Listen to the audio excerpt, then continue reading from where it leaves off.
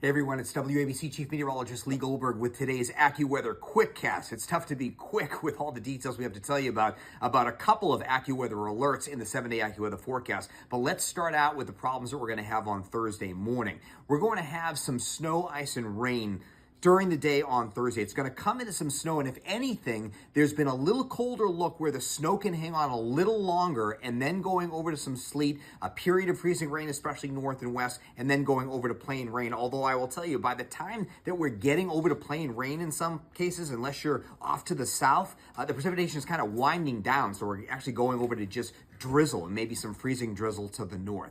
This is going to happen between about 3:30 in the morning and about 1:30 in the afternoon, but the brunt of this, unfortunately, taking aim right at that morning commute. We're going to get a hit of snow. It can snow in New York City from about 3 or 4 in the morning to about 7 or 8 in the morning. Then we'll start to mix in with sleet, maybe a brief area of freezing rain. There are winter weather advisories across most of the area, excluding eastern Long Island.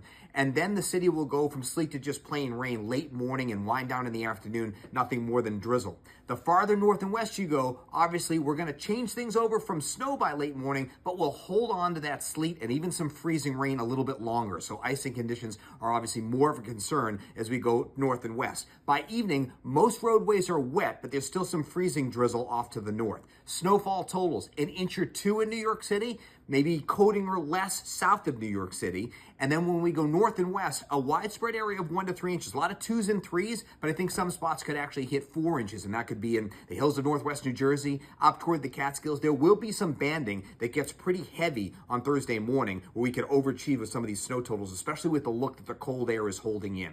All right, after this all shuts off tomorrow night, we'll get a breather on Friday. If you remember back to Tuesday when it was really blustery with some gusts 35 to 40, we do that again on Friday. So that's the breather before the next storm. A change to the timing over the weekend. If you're getting ready for the Super Bowl plans, you're in good shape as we go through the day on Saturday. I think we're going to remain dry through the daylight hours on Saturday. But Saturday night, we go through it, rinse and repeat essentially. It's snow to ice to rain, winding down early on Sunday morning. So treacherous travel for your Saturday night plans. Try to limit that travel and try to be off the roads.